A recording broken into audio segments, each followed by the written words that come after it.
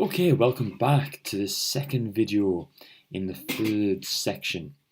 Now in the previous video we looked at the process of acquiring a mass spectrum. So we're going to move it on a step this video. We're going to look at the mass spectrum itself and how to interpret your results.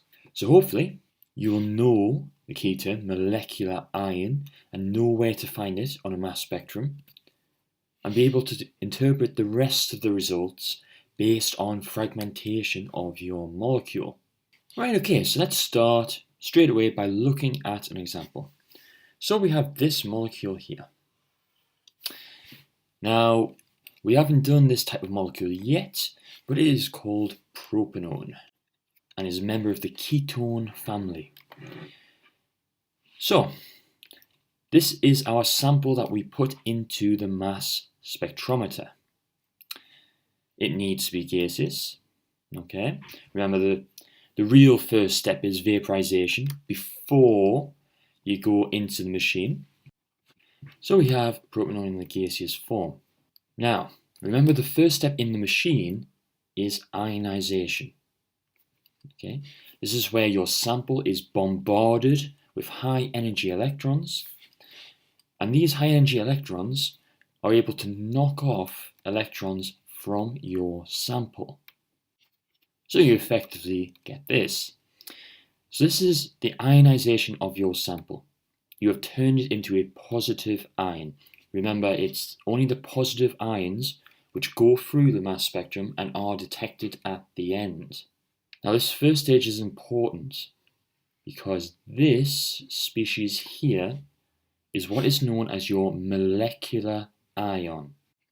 Now, why is this important?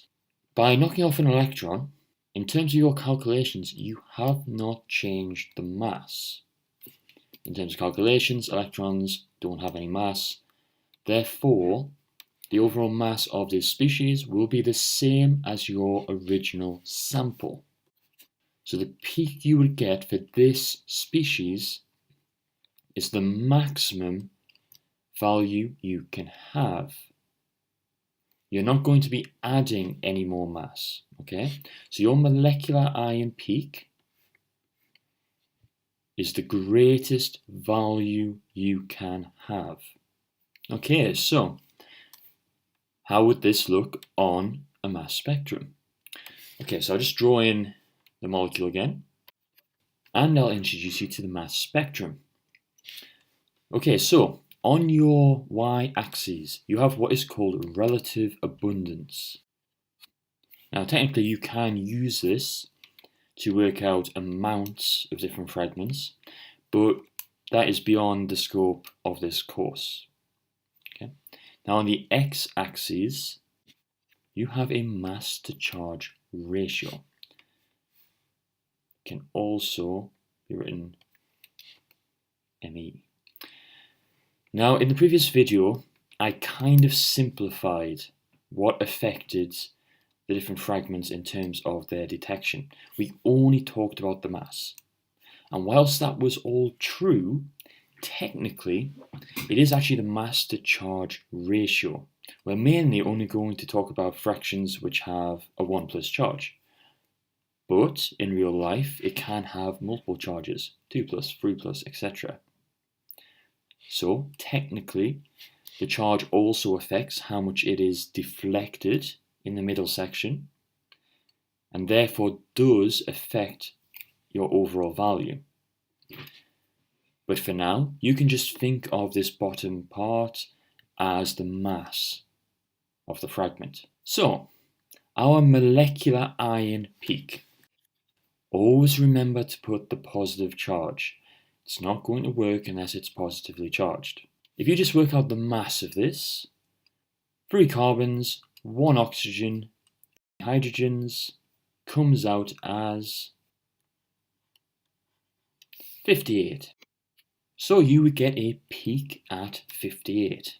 This isn't the only result you would get. As in the previous video we discussed, you also get fragmentation. Now what does that mean? It means that the molecule itself breaks into different pieces. So it's been bombarded by high energy electrons. this can cause it to fragment, to break up. So let's say it breaks apart at this bond here, leaving two different fractions. So you could potentially have two positive ions from this. If we look at the right hand side, you could have a CH3 plus fragment. And if we look at the left hand side, we get this fragment here. So just count up the mass of these fragments. So the CH3 would just be 15, and the CH3CO would be 43.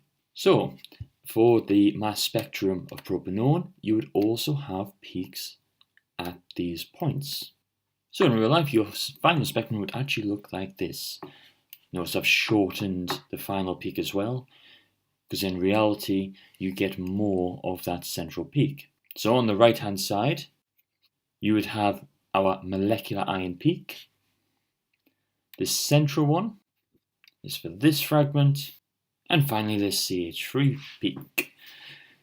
So this would be the mass spectrum for propanone. A little bit simplified, but the basics are here. So what would you be expected to do if you were given a spectrum like this?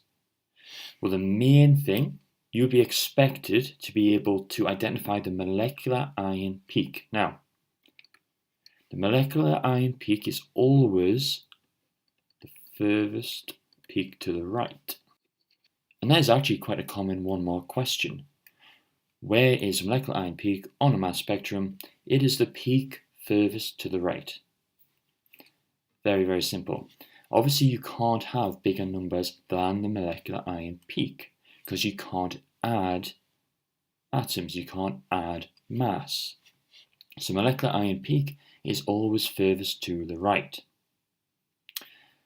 What else might you be expected to do?